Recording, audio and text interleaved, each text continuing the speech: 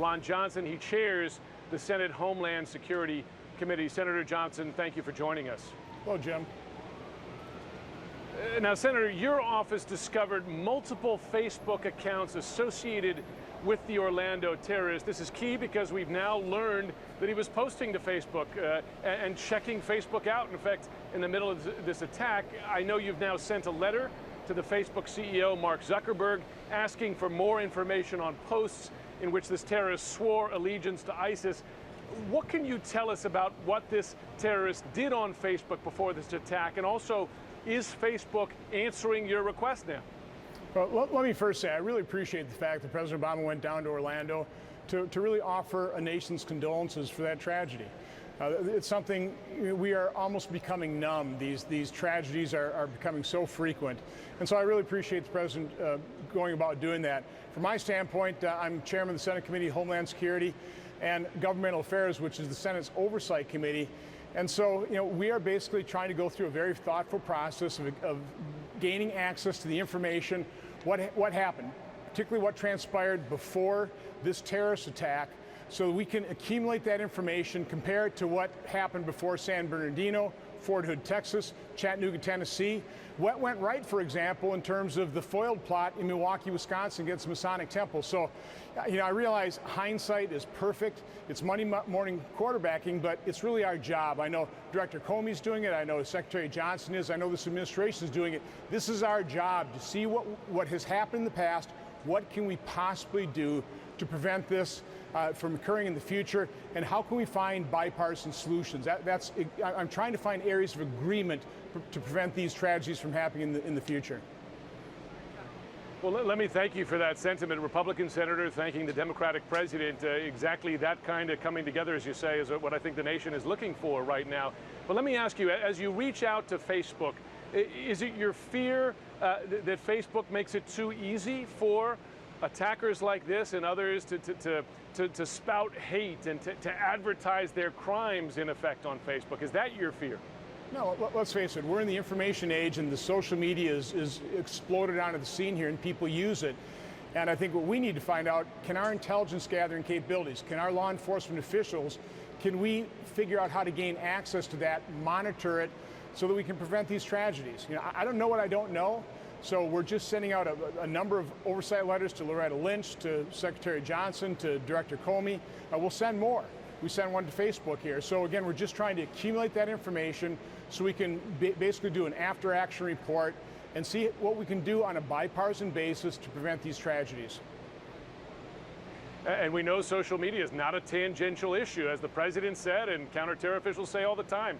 That may be enough to radicalize people and lead to an attack like this. I do want to ask you something about something Senator John McCain said earlier today about Orlando. He told reporters the following, quote, Barack Obama is directly responsible for it, speaking about Orlando, because when he pulled everybody out of Iraq, Al-Qaeda went to Syria, became ISIS, and ISIS is what it is today, thanks to Barack Obama's failures, utter failures, he continues, by pulling everybody out of Iraq, thinking that conflicts end just because you leave. So, again, in his words, the responsibility for it lies with President Barack Obama and his failed policies.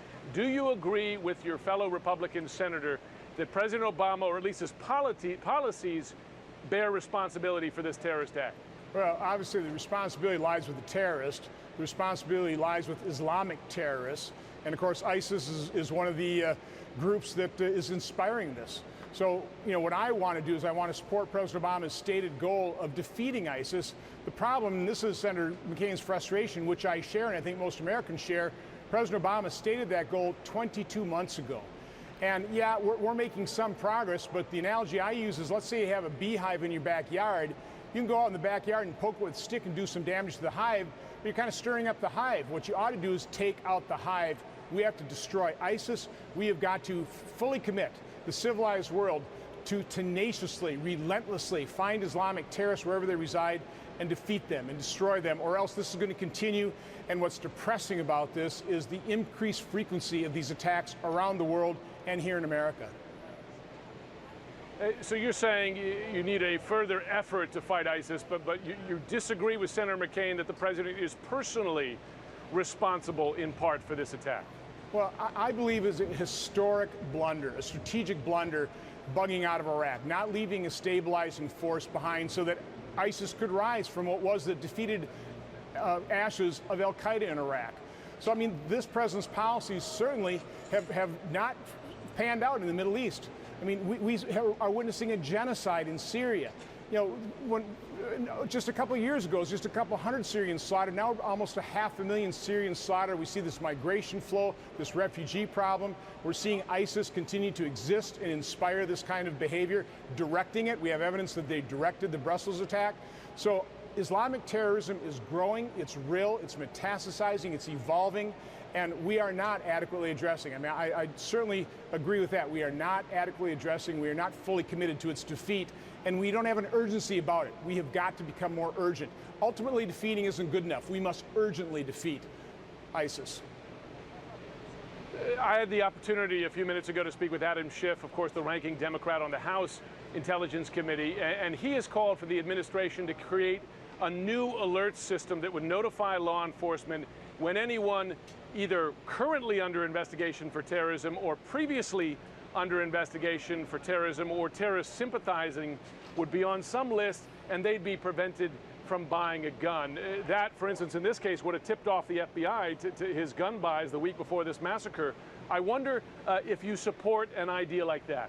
Listen, we all agree that nobody, no Republican, no Democrat, no American wants terrorists or would-be terrorists to have access to buying a gun. Now, the question is, what list, what constitutional rights are we going to be denying people? How can we protect constitutional rights, due process, and develop a list that will actually work? And quite honestly, what kind of procedures are the FBI going through? You know, this terrorist was on the watch list. They conclude the investigation, took him off the list.